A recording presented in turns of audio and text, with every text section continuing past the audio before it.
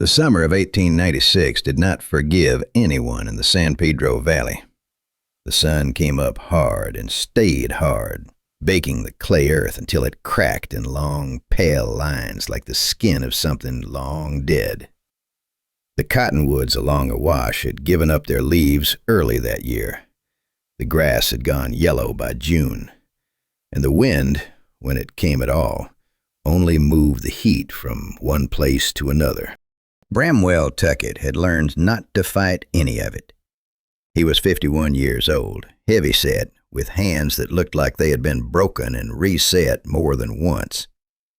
He wore a silver belly gray hat that had seen better decades, and a yellow bandana around his thick neck that he had not taken off since the previous spring.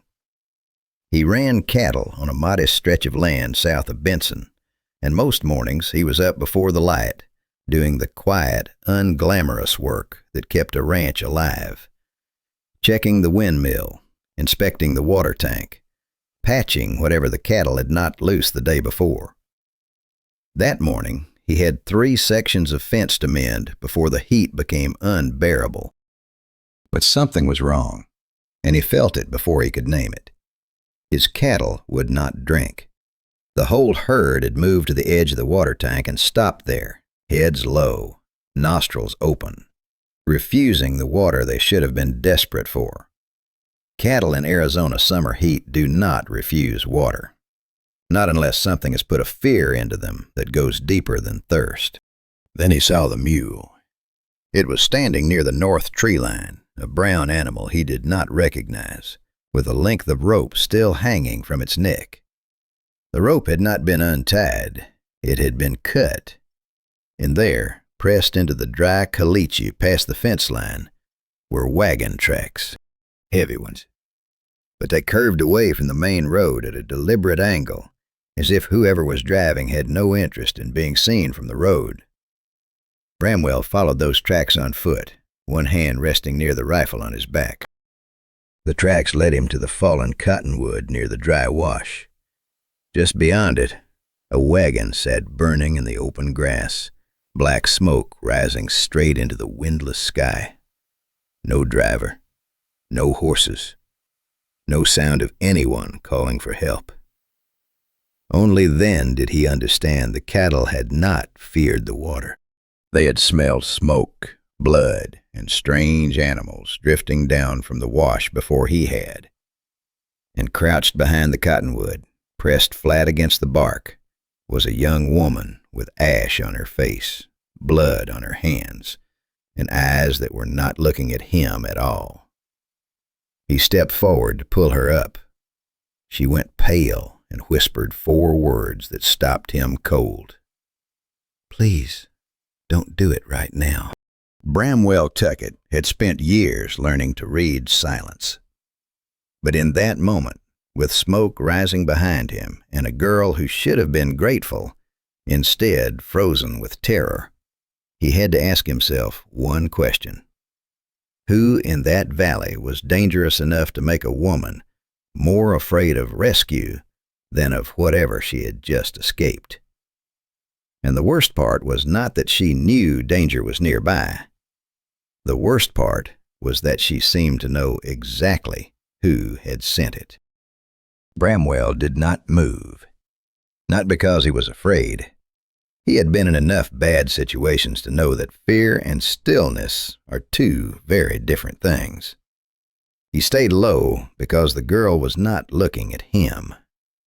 She was looking past him, up the slope of the ridge behind his left shoulder, and her eyes had the kind of focus that does not come from panic.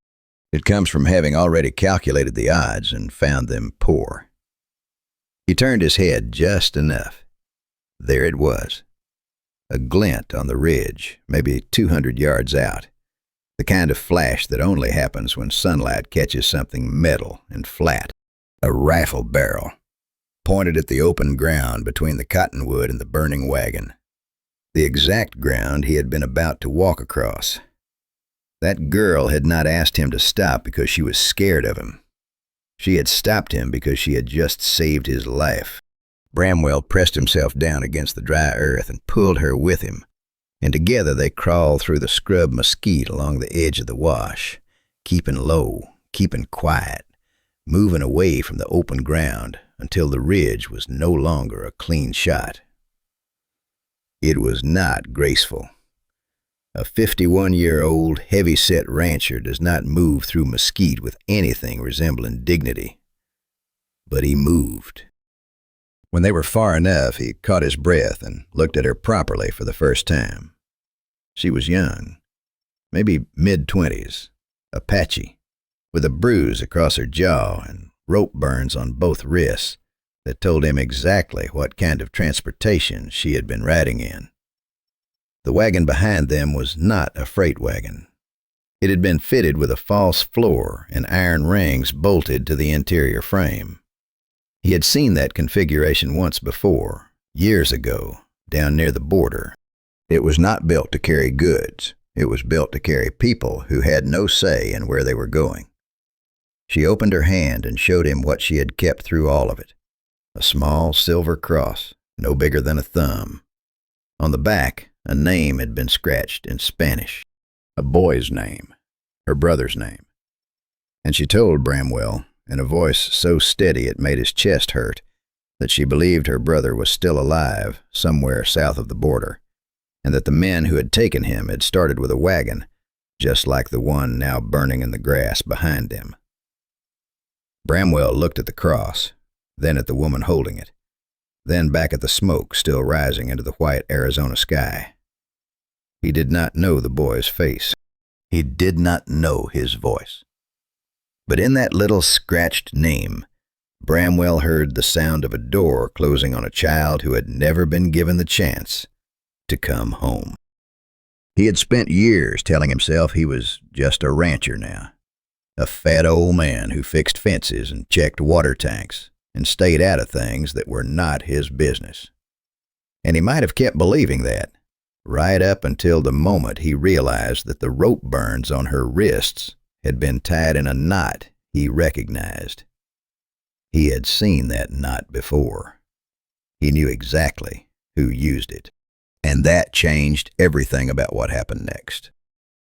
If you have ever found yourself sitting with a story like this one, a story about people who kept searching even when every road ran cold, then you already know why these tales matter. We tell them here every week, and we tell them because someone has to. If this is the kind of history that stays with you, consider subscribing. It costs you nothing, and it means these stories reach the people who need to hear them. Bramwell brought her back to the ranch and hid her in the tack room behind the main barn, the one place on the property that locked from the inside. He cleaned her wrists as best he could with what he had, which was not much, and he gave her water and cold cornbread and said very little while she ate. He was not a man who filled silence with words. Never had been. He believed maybe 60% of her story. That was enough to keep her there. The part he believed completely was the rope. He had seen that particular hitch knot used by freighters who worked the southern routes, men who moved things across the border that did not appear on any manifest. It was not a common knot. It was a working man's knot, tied fast and tight, designed to hold something that would struggle. That detail alone told him more than an hour of conversation would have. By sunrise, Bramwell had made two decisions. He would not hand her over, and he would not tell her yet how close his own past stood to the men chasing her. The next morning, Rufus Cale Morrow rode in with two armed men behind him. Morrow was the kind of man who understood that appearance was its own form of power. He was clean, well-dressed, and polite in the way that certain men are polite when they want something and have not yet decided whether to ask for it or take it. He ran a freight and supply station in Benson, and around town he was known as a generous man, someone who had taken in Apache orphans over the years, given them roofs and work and Christian names. People said it with admiration. Nobody looked too closely at where those children ended up afterward. He laid his paperwork on Bramwell's fence post like a man with nothing to hide. Official-looking documents, stamped and signed, claiming that Isera had burned the wagon, stolen horses, and caused the death of a driver. He wanted her surrendered to proper legal authority, he said. He used the word justice 3 times in 4 sentences, which was 2 times too many for an honest man. Bramwell picked up the papers and made a show of reading them slowly, squinting at the words like a man who found reading a mild physical inconvenience. He was buying time, because on the bottom of the second page, beside a county seal that looked slightly off in a way he could not immediately explain, was a signature he recognized. The name belonged to an Indian agent Bramwell had worked with years before, a man who had sat across a table from him and quietly suggested that certain translations did not need to be entirely accurate, that some things were better left unclear, and that a man who understood that could find steady work for a long time. Bramwell had understood, and he had stayed quiet, and a family had been separated because of the words that did not get said that afternoon. He set the papers down and looked at Morrow with the expression of a man who has just remembered something he spent years trying to forget. "I appreciate you coming all the way out," Bramwell said. "Let me think on it." Morrow smiled the way a patient man smiles when he is not actually patient at all, tipped his hat, and rode back toward Benson with his 2 men trailing behind him like a long shadow. Bramwell stood at the fence and watched the dust settle. He knew Morrow would be back. A man like that does not ride away from unfinished business. He rides around it until he finds the angle he wants. And when he found it, he would not come back with paperwork. What Bramwell did not know yet was just how much Morrow already knew about him and how precisely he intended to use it. Because some men do not need a gun to break you. Some only need the one truth you have spent half your life burying. Bramwell had guessed right about one thing. Morrow did not wait long. 5 men came back after midnight when the ranch was dark and the only sound was the dry wind moving through the grass and the occasional shift of cattle in the corral. They came quietly, the way men come when they have done this kind of thing before and learned that noise is a liability.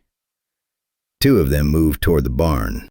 2 more hung back near the gate with torches, and the 5th stayed with the horses, which told Bramwell everything he needed to know about what they intended to do to the hay storage once they had what they came for.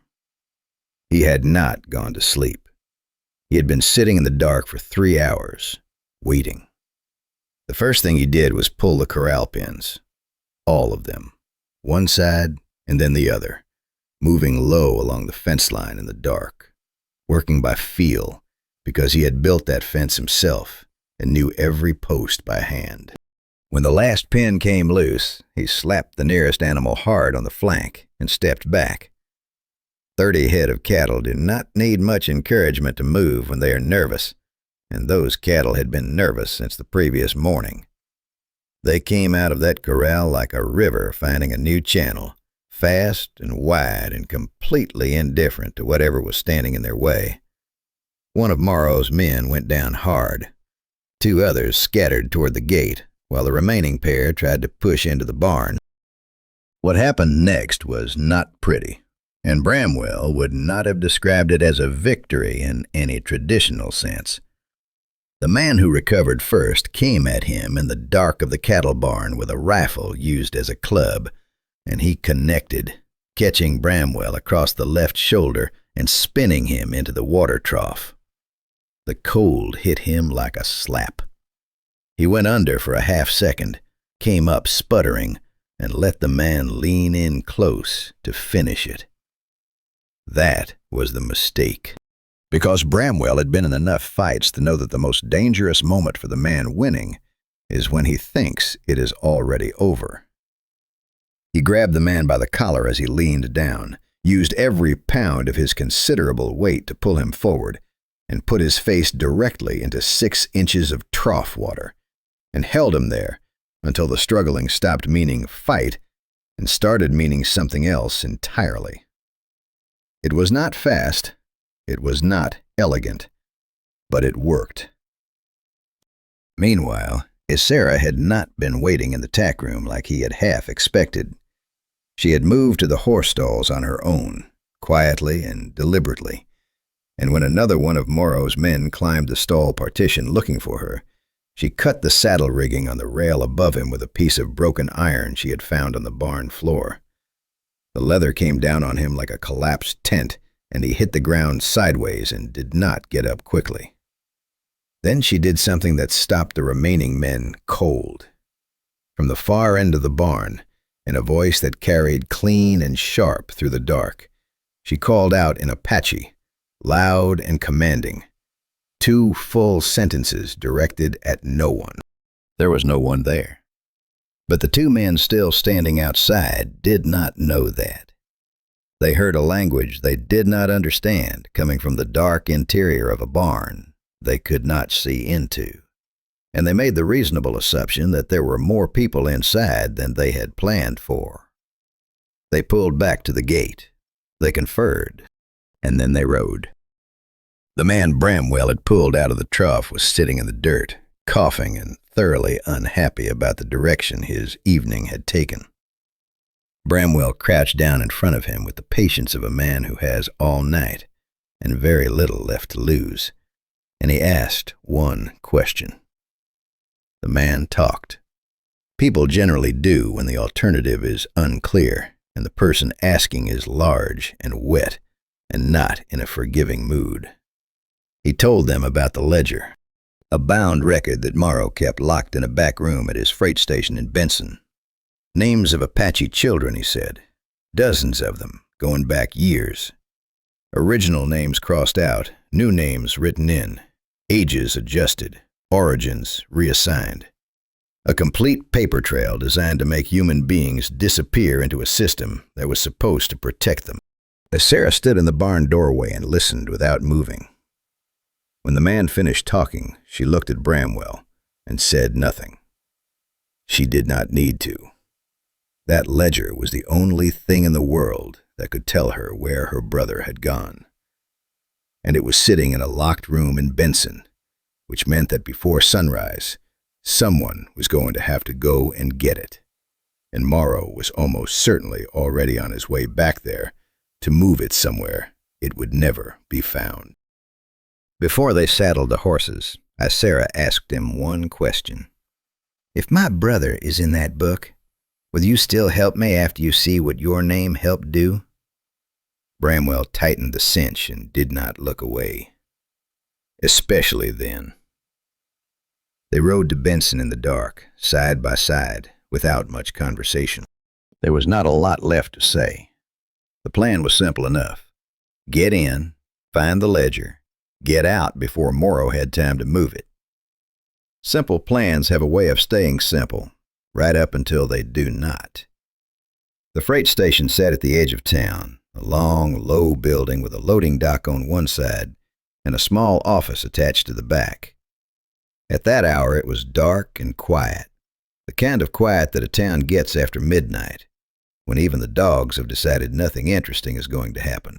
Bramwell and Sarah tied their horses a block south and went in through a side window that had a latch so old it gave up without much argument. The ledger was exactly where the man at the ranch had said it would be.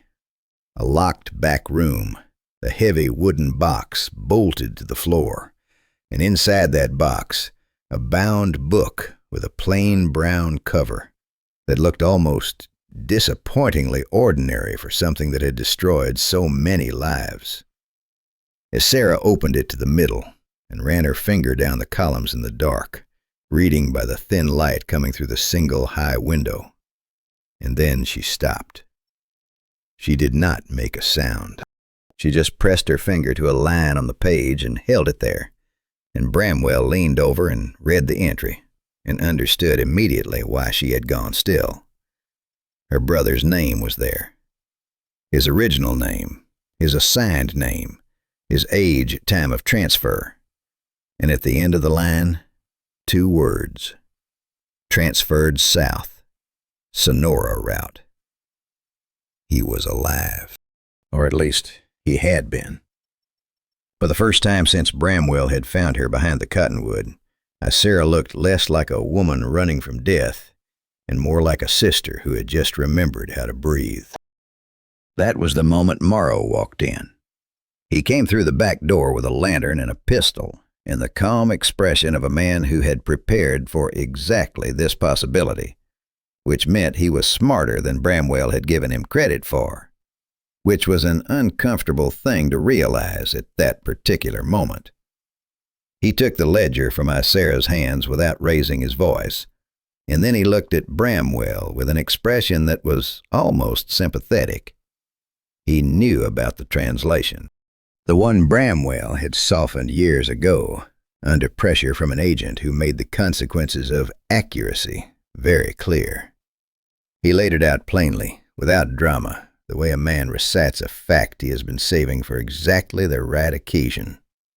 He said that Bramwell had been part of this system long before Morrow arrived, that the separation of Apache families had many authors, and that standing in that room, pretending to be a righteous man, was a performance neither of them needed to sit through. Bramwell did not argue. He looked at Sarah, and he told her the truth, that he had been in that room years ago, that a family had been broken apart, partly because he had chosen silence over accuracy, that he had told himself it was complicated, that he had no power, that speaking up would have changed nothing. He had believed all of it, just enough to keep believing it for a long time afterward. Sarah looked at him for a moment that felt considerably longer than it actually was, and then she said, quietly, that she had already known men like him. Men who did not pull the trigger, but held the door. What she wanted to know was whether he was still that man right now. Bramwell answered her the only way that mattered. He knocked the lantern off the shelf behind Morrow, and the dry wooden wall caught faster than any of them expected. In the chaos and the sudden orange light, Bramwell went straight at Morrow beside the burning wall, absorbing the first hit across his ribs, because there was no graceful way to avoid it, then driving his full weight into the man and pinning him against the wagon wheel frame that leaned against the outer wall. Morrow was younger and quicker, but Bramwell was heavier and considerably more motivated, and when Sarah brought the bridle rein down hard across Morrow's gun hand, the pistol went skidding across the floor into the smoke. Sarah snatched the ledger from under Morrow's arm before he could reach for it again, clutching it against her chest as if it were the last living thing in the room. They got the ledger. They got out. The back wall of the freight station was well involved by the time they reached their horses, and the night behind them was lit, orange and rolling with smoke. Morrow got out too. One of his men pulled him onto a horse somewhere in the confusion, and by the time the fire had drawn enough people out of their beds to form a bucket line, he was already gone, riding south toward the border with whatever he had left, which was apparently enough because he disappeared completely by morning. But before he rode, someone heard him say it clearly in the firelight, loud enough to carry. "I'm just the doorman," he said. "The real door is in Tucson." Bramwell brought Sarah back to the ranch as the sky was going gray in the east. She did not forgive him that morning, and he did not ask her to. She stayed because she understood that he was no longer running from what he had done, and that was different enough from every other man she had known to be worth something. He built her a small gate in the fence so she could come and go without asking anyone's permission. She mended his yellow bandana, which had torn somewhere in the fight, and which he had not even noticed until she handed it back to him, fixed and folded. If you're still here, then you already know why stories like this one matter. Not because they are comfortable, but because they are true in the ways that count. If you want more of them, subscribe to the channel. We will be here every week with another one, and we are glad you are along for it. The next morning he found a broken silver cross on the fence post nearest the road. One half of it, to be precise. The other half was gone. And pressed into the dust below it were fresh wagon tracks heading north toward Tucson, made by someone else sometime in the night while both of them slept. The danger had not ended. It had simply changed its address. And somewhere between the San Pedro Valley and whatever was waiting in Tucson, a young man who had been given the wrong name and the wrong life was still out there, still waiting for someone who remembered who he really was to come and find him. Whether that someone would arrive in time was a question the morning did not answer. But Bramwell knew one thing with a cold certainty. Whoever had left that broken cross wanted Isera to follow. That part stayed with me. Not the gunfire, not the killing, not even the blood. It was the image of a child being pulled away from everything he knew, while the grown men standing around found themselves a nice, clean excuse for it. And the hard truth is, that part ain't fiction. After the Camp Grant massacre in 1871, Apache children really were taken from the aftermath. Some were returned, a few were found, but others disappeared into homes, ranches, and across the border into Sonora, never seeing their families again. For the people who survived, the loss wasn't just about children. It was about memory, blood, a future getting hauled away in somebody else's wagon. You know, I've lived long enough to notice something funny. The men doing ugly things rarely call them ugly things. They dress them up, give them paperwork, give them official language, make it sound respectable. But a stolen child is still a stolen child.